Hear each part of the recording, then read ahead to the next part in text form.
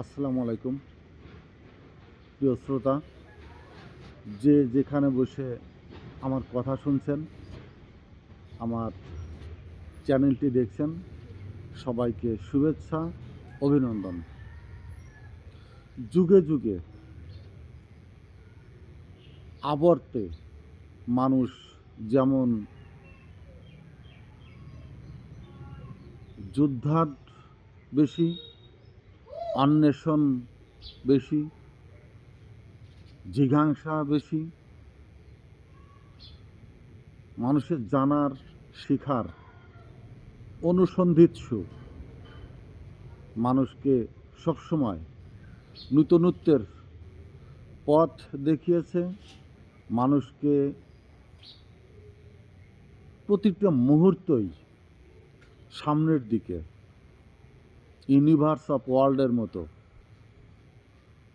মানুষের জ্ঞান পরিধি সর্বক্ষেত্রেই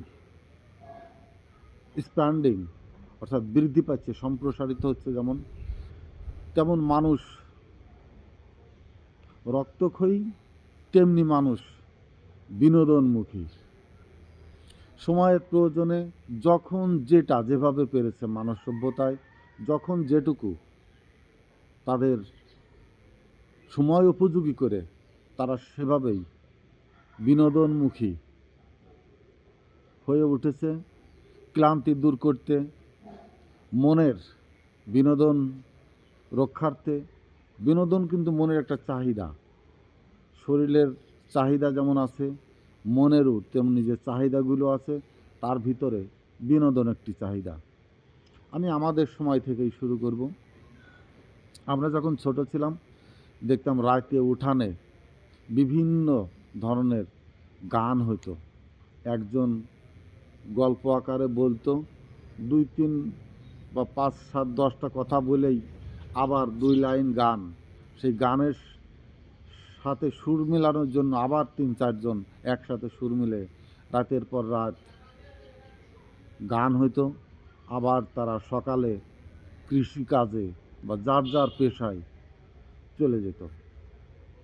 সে সব মধুময় সময়, সে সময় স্মৃতিময় সময়। তখনকার যে আনন্দ বিনোদন, এখন যতই মোবাইল আসুক, স্মার্ট মোবাইল, স্মার্ট টিভিকে যাই আসুক না কেন, সে সময়ের মতো আনন্দময় মুহূর্ত পৃথিবীর মানুষ আর কখনো ভোগ করতে পারবে না। তারপরে পথে ঘাটে দেখা হলে মানুষ, বন্ধুবান্ধবরা নিজেরা কথা বলে এক একটা সময়ে এক এক ধরনের কথার উৎপত্তি হতো, এবং কথাগুলো নিয়ে তারা পরস্পর বিনোদন করত, হাসাহাসি করত, হাস্যরসের উপাদেয় বস্তুতে পরিণত হতো। তো আমি 2024-এর শেষ থেকে শুরু করে আজ অবধি, আজ 21শে ফেব্রুয়ারি 2025 এ অবধি স্বল্প সময়ের ভিতরে বিনোদনমূলক কিছু কথা, talk show, top of the jokes মানুষের ভিতরে, যেটা সবচেয়ে কথা পথে ঘাটে দেখায় বিনোদন সৃষ্টি হয়েছে, সেগুলো কয়েকটি কথা বলবো। 11-র পর ওবায়দুল কাদের যখন জেলে ছিলেন, তখন তিনি বলেছিলেন কারাগার হলো সবচেয়ে উন্নততর পাঠশালা। এখানে এসে শিখার অনেক কিছু আছে, দিগন্ত খুলে যাবে এখানে আসলে যদি জেলে যাওয়া যায়। ঠিক একই কথার পুনরাবৃত্তি ঘটাচ্ছে জুনায়েদ আহমেদ পলক, পতিত বা অতীত স্বৈরশাসকের তথ্য প্রতিমন্ত্রী, যাকে বলা হচ্ছে ম্যাসাকারের সেই মুহূর্তে উনি এই যোগাযোগ মাধ্যমের সমস্ত কিছু বন্ধ করে দিয়েছিলেন। ওয়াইফাই সংযোগ বলেন বা এগুলো দিয়ে যে চলে ইন্টারনেট, উনি বন্ধ করে দিয়ে এই ম্যাসাকারের জগৎকে সূর্যের আলোতেও দিনেও তিনি ইন্টারনেট বন্ধ করে দিয়ে দুর্বৃত্তদের জন্য একটু অন্ধকার তৈরি করে দিয়েছিলেন, যে অন্ধকারে হয়তো উনি ভেবেছিলেন যাই হচ্ছে সব কিছু অন্তরালে অন্ধকারে নিমজ্জিত হয়ে যাবে। যেমন হেফাজতের উপরে রাতে যে নৃশংসতা চালিয়েছিল, ঠিক ইন্টারনেট বন্ধ করে দিয়েও সেই ধরনেরই একটি দিবালোকেও ধোঁয়াচ্ছন্ন অন্ধকারাচ্ছন্ন পরিবেশ তৈরি করে দিয়ে স্বৈরার শাসককে, অর্থাৎ শাসক গোষ্ঠীকে, খনি গোষ্ঠীকে, অত্যাচার গোষ্ঠীকে উনি মানুষকে মৃত্যুর হোলি খেলার দৃশ্যকে চাদরে ঢেকে দিতে চেয়েছিলেন।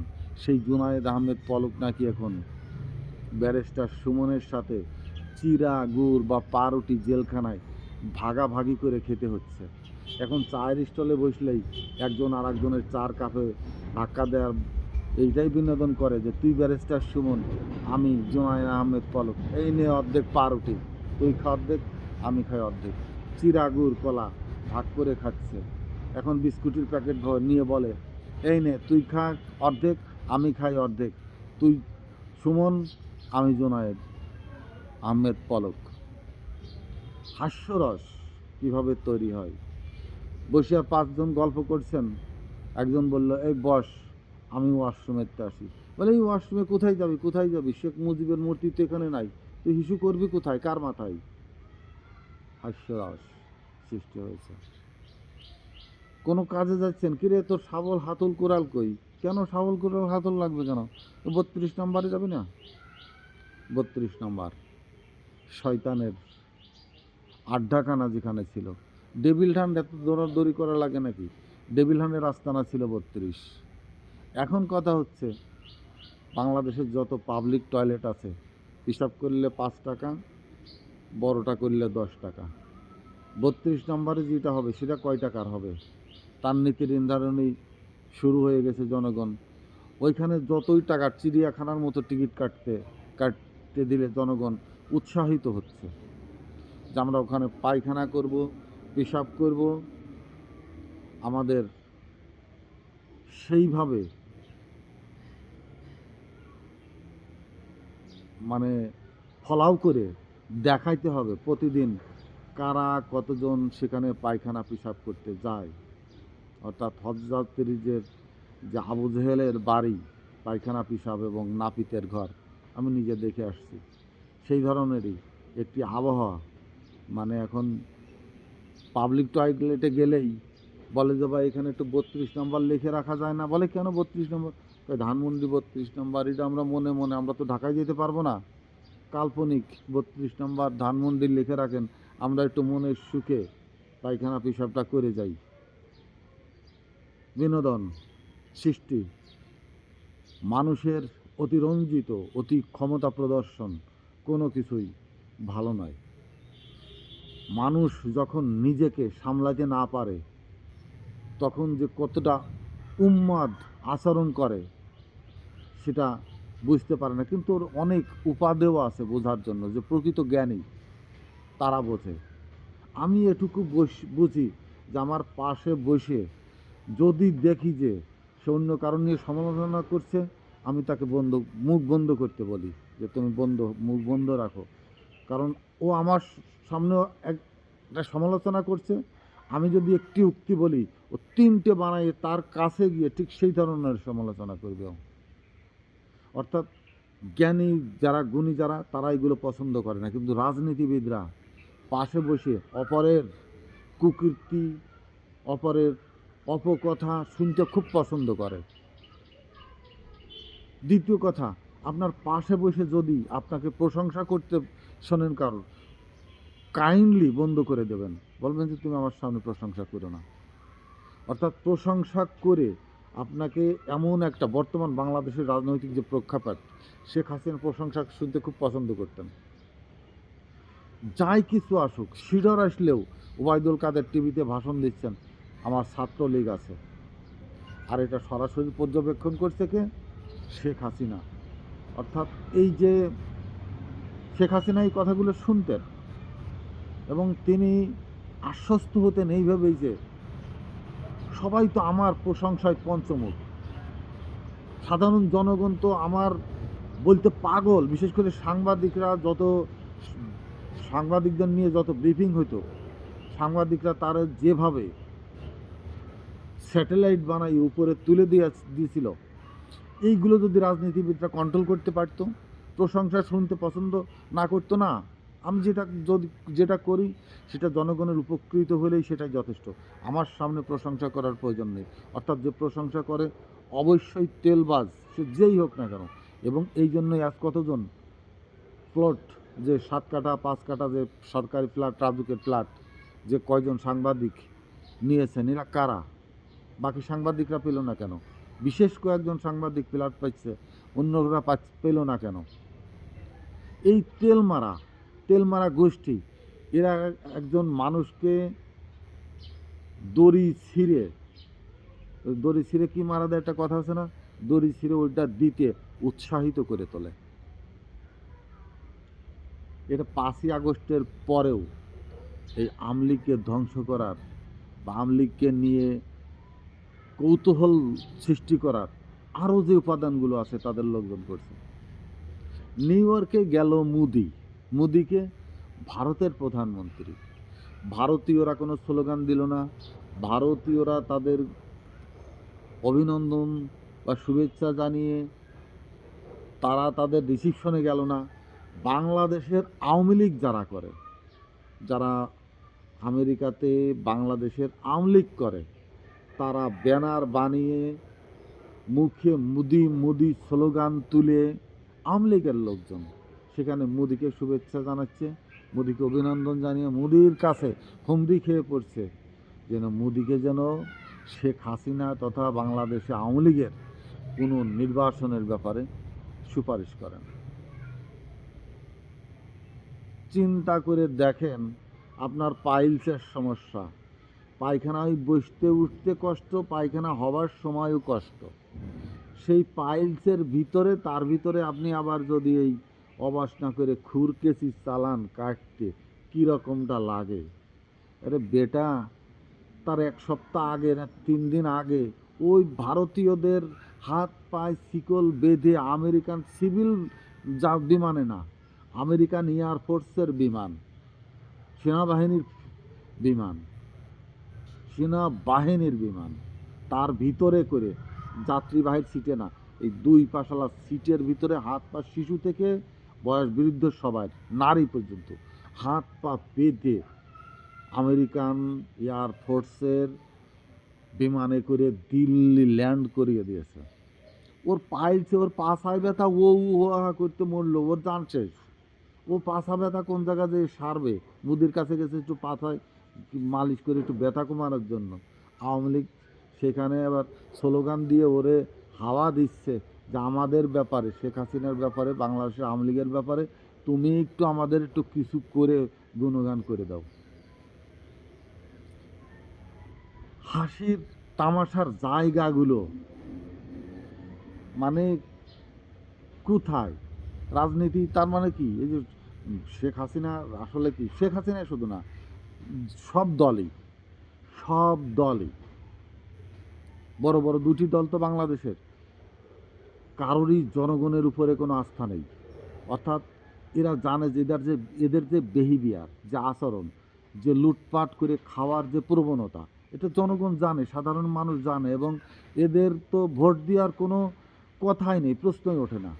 কিন্তু এদেশে কি হয়? ওই যে নমিনেশন দল করে, নমিনেশন ঢাকার থেকে কোটি কোটি টাকা দিয়ে কিনে নিয়ে এসে ওই মার্কা নিয়ে দাঁড়ায় যায়, ভোট দেবে কোথায়? যেতে তো হবেই, বাইরে থেকে চলে আসে, যা হয় দেখতে যাক, এটাই তো।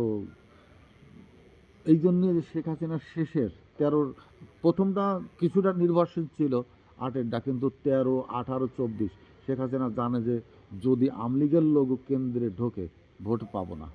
এই জন্যই সব লোকই বাদ, ভোট পুলিশ, তার নির্বাচনী কর্মকর্তা, তার যারা তপলি বাহক, যেসব দিয়েছিল, পোলিং এজেন্টের যারা ছিল, তাদের দিয়েই উনি কাজ সেরে নিয়ে বিজয় ঘোষণা করে নিয়ে, ডিসিদের দিয়ে বিজয় ঘোষণা করে নিয়ে সরকার গঠন করে ফেলছে। অর্থাৎ জনগণ এবং রাজনৈতিক দলের সাথে অনেক অনেক ডিফারেন্ট। এটা সহজে অনুমেয় হবার কথা নয়।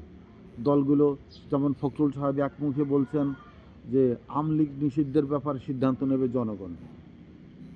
একটু খেয়াল করে শোনেন, আমলিগ নিষিদ্ধের ব্যাপারে সেটা সিদ্ধান্ত নেবে জনগণ। আবার উনি বলছে যে জনগণ নির্বাচন চাচ্ছে। তো কণ্ঠ রেজিস্টার কোত্থেকে হবে? জনগণের কথা জনগণ বলবে। উনি একটা দলের প্রতিনিধিত্ব করে মাত্র। উনি পুরো বাংলাদেশের জনগণের কণ্ঠস্বরকে উনি কিনে নিয়েছেন নাকি? একটার কথা বলতেছে জনগণ বলবে, আর একটার কথা উনি নিজেই বলতেছেন। অর্থাৎ এই যে দ্বিমুখী আচরণ। ডেভিড হান্ড কাদের ধরে বেড়াচ্ছে আল্লাহ জানে। এই ডেভিল হান্ড নিয়ে ভালো একটা জিনিস মনে পড়লো আমার। ডেভিল হান্ডের কথা যেহেতু আসলো, ডেভিল হান্ড কারা? ডেভিল কারা? এই 15 বছর সরকারের সচিবালয় মন্ত্রণালয় থেকে শুরু করে এই যে অস্ত্রধারী যে বাহিনীগুলো, র্যাব, পুলিশ এবং সেনাবাহিনীর একটি অংশ ডিজিএফআই, মূল ডেভিডের ভূমিকাই তো ছিল তারা। তাদের ভিতর থেকেই তো মূল ডেভিডগুলো নিজেরা করেছে এবং তাদের অনুসারী অনুগামী দিয়ে সিভিলদের দিয়ে সৃষ্টি করেছে। তার একটিও পার্ট যদি ধরি ছাত্রলীগ, তো মূল ডেভিড তো তারা। তো তাদেরকে ধরতে হলে তো অন্য কেউ গিয়ে ওদেরকে খুঁজে খুঁজে বের করে ক্যান্টনমেন্টের থেকে বের করে নিয়ে আসবে, পুলিশ লাইন থেকে বের করে নিয়ে আসবে, সচিবালয় থেকে সচিব যেগুলো ছিল তাদের ধরে নিয়ে আসবে। এটার জন্য অন্য আর একটা সংগঠনই তৈরি করার প্রয়োজন ছিল এই ডেভিড ধরার জন্য। তো ডেভিল দিয়ে ডেভিল ধরে বেড়াচ্ছে। একটা শয়তান কি শয়তানটা ধরতে পারে? শয়তান তো আর এক শয়তানটা দেখে দৌড়ে পালায়। শেখ হাসিনার দেখে তো শয়তান পালায়, জোরে বাবা তো আমার চেয়ে বড় ভয়ঙ্কর শয়তান। সেরকমের না জিনিসটা। তো ডেভিল ধরে বেড়াচ্ছে, কাদের ধরে বেড়াচ্ছে? ওই যদি গাঁজাখোর ধরেন, মাদক ধরেন, সেটা ওই গাঁজা হান্ট বা মাদকদের ধরলে মাদক বিরোধী অভিযান, মাদক ব্যবসায়ী হান্ট, সিন্ডিকেট ধরতে হলে সিন্ডিকেট হান্ট, এইসব নাম দিতেন। ডেভিল হান্টের নাম দিয়ে ধরে বেড়াচ্ছে গাঁজাখোর, মাদক ব্যবসায়ী, সুটকে পুটকে ওই যারা তারাই। ঢাকা কিন্তু আবার সেই কবজি কাটা কারা কারা ছিল, ওই যে মুরগি তমুক, কবজি অমুক, ছোটো মুনির, ঠোঁট কাটা, গাল কাটা, ঠ্যাং কাটা সব আবার ঘুরে বেড়াচ্ছে, দিব্যি চলে আসছে তারা ফেজে। তো ডেভিল হান্ট কোথায় চলতেছে এখন? ডেভিলটা আর এক ডেভিলদের খুঁজে বেড়াচ্ছে। যাক, আমি যেটা নিয়ে যে কথা ফিরে আসছিলাম, বিনোদন। এটাও কিন্তু একটা বিনোদন। আপনি যদি ভালো করে চিন্তা করে দেখেন যে কাদের দিয়ে কাদের ধরার চেষ্টা করতেছে, এটা একটা বড় বিনোদন এর ভিতরে আছে। চিন্তার বিনোদন, চিন্তার খোরাক। নেক্সট হচ্ছে শেখ হাসিনার বাণী, আমি পালাবো না। পালাবো না বলেই পালালো। পালালোটা কোথায়? ভারতে। শেখ হাসিনার মন্ত্রী পরিষদ, সংসদ, তাদের বড় বড় নেতারা কোথায়? ভারতে। এখন বিজেপি নিশ্চিন্তে নাকি ঘুমাইতে পারবে, নিশ্চিন্তে রাজনীতি করতে পারবে, কারণ বাংলাদেশের যত বড় বড় ডেভিল সব ভারতে বিজেপির ছত্রছায়ায়। এবং তারা বিজেপি যদি ভালো মতো তাদেরকে প্রত্যাবাসনের সুযোগ দেয়, যেমন মোদির একটি ঘোষণা আছে, বাংলাদেশ থেকে যদি কেউ যায় ভারতে তাদেরকে সেখানে ল্যান্ড দেবে, জমি দেবে বাড়ি করার জন্য, আধার কার্ড করে দেবে, অর্থাৎ নাগরিক যত সুযোগ সুবিধা সব দেবে। তো বাংলাদেশের থেকে যেসব পারদর্শী, বিজ্ঞ, ক্ষমতাশালী, শক্তিশালী রাজনীতিবিদ সেখানে পুনর্বাসিত হয়েছে, ভারতে পুনর্বাসিত হয়েছে, তারা যদি বিজেপির রাজনীতির সাথে সম্পৃক্ত হয়, কোথায় কংগ্রেস, কোথায় তৃণমূল, কোনো পাত্তাই পাবে না। অর্থাৎ মোদির বাকি জীবন ভারতের সিংহাসন পাকাপোক্ত হয়ে গেল। আর বাংলাদেশে যদি আমলিগ ফিরেও আসে, তো যারা গেছে তো গেছেই, তাদের বাদ দিয়ে আমলিগ নূতন করে নূতন ধাজে এদেশের রাজনীতিতে, যেমন জামাত, যাদের নিয়ে বিতর্ক ছিল, যে বিতর্কিত ব্যক্তিবর্গগুলো কেউ মারা গেছে, কেউ ফাঁসিতে চলে গেছে। বর্তমান যারা প্রজন্ম, এরা 71 সালের পরে জন্ম বা সর্বোচ্চ 2-1 বছর, 5 বছর, 7 বছর বয়স ছিল, তারা ধর্ষণে অর্থাৎ মুসলমানই নেছে কিনা তাও সন্দেহ হতে পারে, মুসলমানই নিয়েছিল কিনা। মুসলমানের আগেও যদি সেইটা করার সুযোগ থাকে তাহলে করছিল কিনা সেটা শেখ হাসিনা সরকার তো নাই, এটা আর কে গবেষণা করে বের করবে যে মুসলমানই নেওয়ার আগেও ধর্ষণের মামলা চালানো যায় কি না। জামাতের বিরুদ্ধে সেটা করার এখন আর সুযোগ নাই, তারা রাজনীতি করছে। আওয়ামী লীগও হয়তো উচ্চ পর্যায়ে সেই শেখ হাসিনা ছাড়া বা তাদের আত্মীয় স্বজন ছাড়া যদি নতুন করে আবার পুনর্গঠিত হয়ে রাজনীতিতে ফিরে আসবে, সেটা নতুন আওয়ামী লীগ হবে। অত আওয়ামী লীগের নাম যদি পরিবর্তন করতে হয় অথবা এই আওয়ামী লীগের, সেটাও সম্ভব হবে। কিন্তু বাংলাদেশের থেকে যে বড় একটি শক্তি ভারতে মোদির সরকারের সাথে সম্পৃক্ত হলো, এটা আমরা অনেক বুদ্ধিজীবী হারালাম, অর্থাৎ অনেক শক্তিশালী রাজনীতিবিদ হারালাম। এক শোক, এ শূন্য স্থানও পূরণ হতে আমাদের অনেক সময় লাগবে। এটাও আর এক বিনোদন। কানবেন দেশ থুয়ে অন্য জায়গায়, রাজস্থানে গিয়ে সেই করণী একটা সম্প্রদায় আছে, রাজারা মারা গেলে আগে ওরা কান্নায় ভাড়া যেত, ভাড়া নিয়ে তৎকালীন অত্যাচারিত রাজা মারা গেলে তো কেউ কাঁদতো না, তো প্রজাদেরকে তো দেখাইতে হবে যে রাজার কত জনপ্রিয়তা ছিল। করণী নামে একটি সম্প্রদায় আছে, তারা ভাড়া যাইতো, যাইয়ে তারা রাজার লাশকে চারপাশে বসে বিভিন্ন সুরে, এখন বিভিন্ন শারীরিক কলা কৌশলী প্রদর্শনের মাধ্যমে বিভিন্নভাবে কেউ আচার খেত, হুমড়ি খেয়ে পড়তো, কেউ গড়াগড়ি দিত, কেউ চিত হতো, কেউ বুকে থাপড়াইতো, বিভিন্ন শরীরের অঙ্গভঙ্গি করত এবং বিভিন্ন সুরে সুরে কাটত। তো এরাও ওই ভারতে গিয়ে ওই বিভিন্ন সুর, বিভিন্ন শরীর অঙ্গভঙ্গি করে এরাও সেই শোক পালন করবে, 32-এর জন্য শোক পালন করবে, তাদের হারানো সিংহাসনের জন্য শোক পালন করবে, তাদের বাপের দেশের জন্য শোক পালন করবে। এই মহাভোজ, অর্থশালী ধন সম্পদ, কোটি কোটি টাকা, বেনজিরের মতো শত শত বিঘা জমি মালিক, শেখ রেহানাদের মতো, শেখ হাসিনাদের মতো রাজপ্রাসাদ ছেড়ে তারা এখন কে কোথায় আছে, কোন জীর্ণ শীর্ণ কুটিরে। আয়নাঘর তো ভারতে নাই। আর এদেরকে মোদি কতটুকুন বিশ্বাস করবে সেটাও একটা ভাববার বিষয়, কারণ এরা নিজেদের দেশ নিজেরা কিভাবে মেরে থুয়ে গেছে এটা তো মোদি জানে। তো ওইখানে যেয়ে ওনাদেরকে কোন হালে আয়নাঘর হয়তো তৈরিও করতে পারে মোদি সাহেব, যে এরা বাইরে থাকলে নিজের দেশ যদি ওই করে আসছে, আমার দেশ তো কী করবে আল্লাহ জানে। যদি এরা কংগ্রেসের সাথে যোগ দিয়ে আমার বিরুদ্ধে লাগে, আমার পোঙায় যদি গরম চায়ের কেটলি ধরে ঠেসে, অবস্থা খারাপ। অতএব আয়নাঘর হয়তো ভারতেও তৈরি হতে পারে। তো এই যে বিনোদন তৈরি হলো রাজনীতিকে ঘিরে, মানুষ এইসব নিয়েই খুঁটিনাটি এইসব গল্প করেই এখন বাংলাদেশের সাধারণ মানুষ, সাধারণ জনতা সময় কাটাচ্ছে। আমিও ছোট্ট করে একটি ভিডিও করে আমিও একটু আনন্দ উপভোগ করছি। ধন্যবাদ সবাইকে। আসসালামু আলাইকুম।